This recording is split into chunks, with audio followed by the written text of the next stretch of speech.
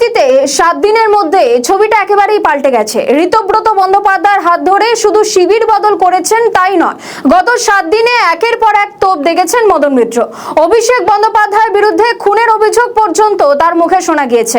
এবার 21শে জুলাইয়ের মঞ্চ থেকে মমতা বন্দ্যোপাধ্যায়কে ডেডলাইন বেঁধে দিলেন কামারহাটির বিধায়ক। কি বলেছেন? এই 3 টুকরোর জন্য কে দায়ী?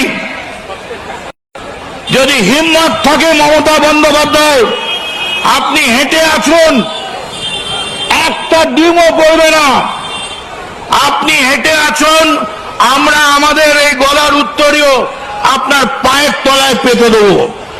আমাদের গলার উত্তরীয় আপনি মারিয়ে নিয়ে আসবেন, খালি বলবেন হ্যাঁ আমার ভুল হয়েছিল, আমি গান্ধারীর মতো পুত্র স্নেহে অন্ধ ছিলাম, আমার অন্যায় হয়েছিল।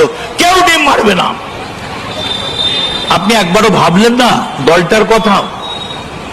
সেই দিনটার কথা একবারও ভাবলেন না?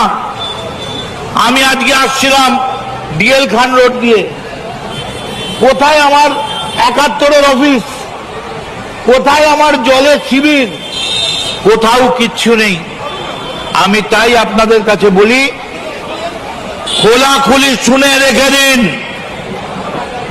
আমি অন্য কাউকে নয়, মমতা বন্দ্যোপাধ্যায়কে বলছি।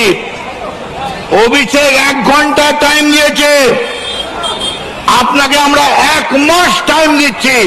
আপনি অভিষেকের হাত ছেড়ে দিয়ে তৃণমূল কংগ্রেসের এই যে তৃণমূলের ছেলেরা আছে তাদের হাত ধরুন।